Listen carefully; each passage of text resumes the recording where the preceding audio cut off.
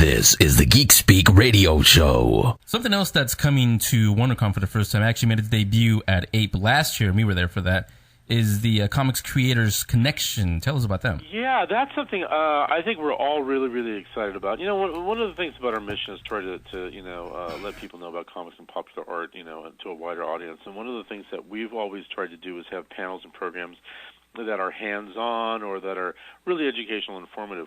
One of the things we tried at APE that turned out to be a huge success that we're going to try to duplicate at WonderCon is an effort to get an aspiring comics writer to be able to connect with an aspiring comics artist and vice versa, so that hopefully we can, you know, it's one thing to want to make your own comic, but if you're a writer and don't draw or an artist and don't write, it can be difficult.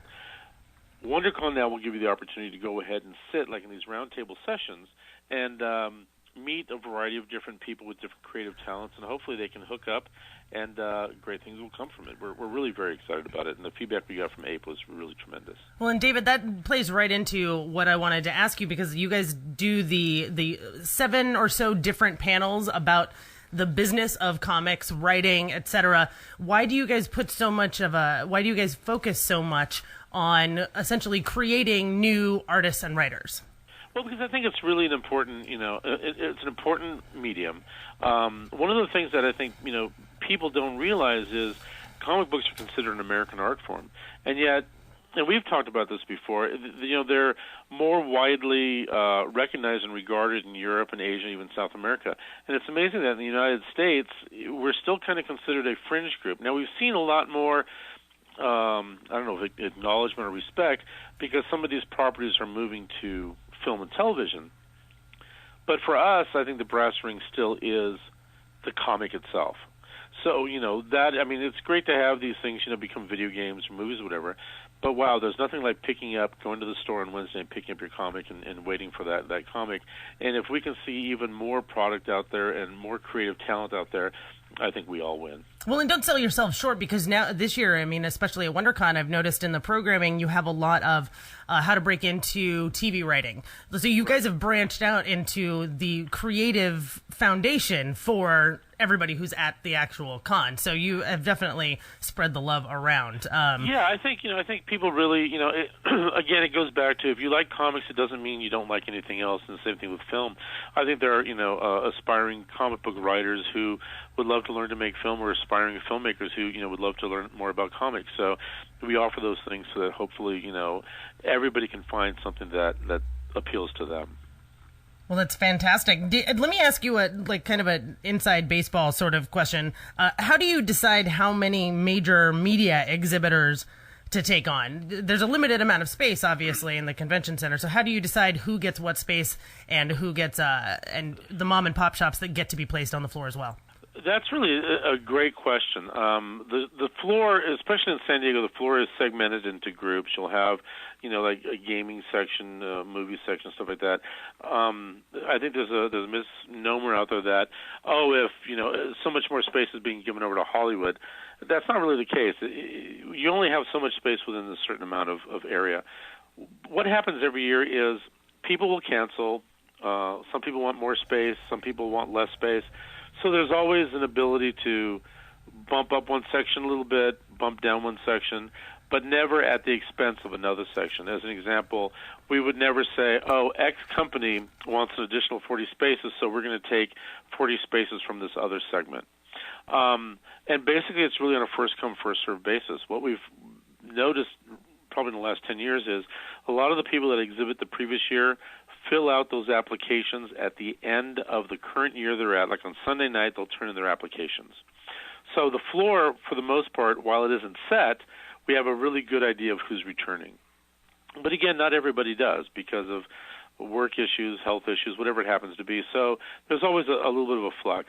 One of the really difficult things we have to do is sometimes we have to say, we can't accommodate this. Your application came in far too late. And that's never a fun thing. But trust me, we say no, especially to the Hollywood people, a lot more than we say yes, just because, you know, they have the resources that they want to do these huge things. We just don't have the floor space. That's why you'll see in San Diego, especially, a lot of booths now becoming two-story because they can't go out, so they go up. I have a question that you may not want to answer by name, but have you ever had to turn down an exhibitor because of objectionable material? We actually have to abide by what's called rules of community standards. So it's funny, San Francisco, San Diego may have different community standard rules. We haven't. I mean, well, no, I take that back. We probably have. But if something is of an adult nature, and that doesn't even have to be sexual content, it can be explicit violence, language, whatever it happens to be. It just has to be displayed in a certain way. And there is some of that stuff at various different conventions. It's just presented in a different way. I think for a period of time, there was one exhibitor in San Diego who had some of his all-ages stuff out front, and then in order to see his more adult-related stuff, you literally had to walk back into a closed-off area. The funny thing about that exhibitor is I don't think that even exists anymore because his all-ages stuff just accounted for so much of a huger portion of his sales and interest that the space for the other stuff just didn't make sense for him to do that anymore. So I'm sure we probably have, but so long as it may be more having to do with legal than it does with content itself. Got it.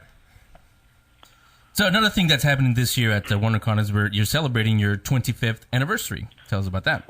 25 years, when as Christine said at the top of the show, the Wonderful World of Comics started, 25 years ago in Oakland, and we've brought back 3 of the original people from that show. Great guys, and we're going to talk about what happened in the last 25 years. Probably the biggest thing was our move from the convention center in Oakland, which was really adjacent to a hotel, to San Francisco, which allowed us to attract even more exhibitors, and for us, really most importantly, more programming space. The convention center at Oakland really was lacking in programming space, so that's one of the big changes that they've probably seen over the last few years that we've owned it. But Joe Field, Mike Friedrich, and Brian Eulenbrock, who were mainstays of the original, will be there, and we're actually all going to sit on a panel, I forgot which day it is, and talk about the history of the show, where it's been, where it's at, and where it's going. The panel actually is on Saturday. I plan on being there. Thank you. He's already got his bells on. Don't worry. Yeah. Great. And also, quick program note to everybody. We're going to talk to Joe Field in just a few minutes.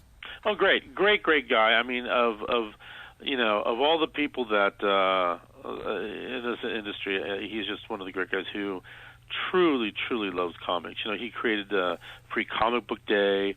He just has a really good sensibility, and I'm looking forward to seeing him again. I have one silly question for you, because I have a feeling we're going to have to wrap this up pretty quickly. Who was the one person that you met in relation to booking, panels, etc., that you were absolutely blown away by? Oh my God, stuttering idiot! I can't talk to you right now. Starstruck. I have to tell you, it was at Comic-Con, and mercifully, during the whole presentation, handled it like a pro. And it was, of all people, William Shatner. And this was back in the day when we couldn't get people to cover Comic-Con. And he was doing something, I forgot what it was, and he was going to be on Good Morning America the Monday following. And he said, hey, is there anything... He was a great professional, by the way, great with fans and all that. He said, is there anything I can do to help you out? And I'm like, gosh, if you could mention San Diego Comic-Con, that would be great. And he's all, don't worry about it. And on that Monday, he was, on national television talking about this convention. He was at the San Diego Comic-Con and our logo and everything. And at the time, that was just the greatest thing for us. The funny thing about this, though, and I hope he doesn't mind me saying this, he had some trouble getting into his car. It was locked, and he couldn't open it up. And, he literally was like, we were all trying to help him out. And finally, he kind of looked at us and he said, yeah, how about this? Captain Kirk can't get into his car. And, where's a wire hanger when you need one? Exactly. So he finally took off. And I have to tell you, a minute later, I was like, oh, my God, that was Captain Kirk! So thank God I didn't have a meltdown while he was there, but he couldn't have been a nicer guy. Okay. And so again, David Glanzer, Director of Marketing and Public Relations for Comic-Con International, the guys that put on WonderCon, Comic-Con, and APE, which happens here, both of those in San Francisco. David, thanks a lot for coming back. You're welcome back anytime, you know that. And we'll see you on Friday, Saturday, and Sunday. Yay! I look forward to it. I look forward to seeing you guys. Thank you so much. Okay, David, you. Thanks a lot. Bye-bye. So we'll be right back. Like I said, we'll talk to Joe Field. Really cool guy. Well, you'll see what I mean. Don't go anywhere. The Geek Speak Radio Show. We'll be right back.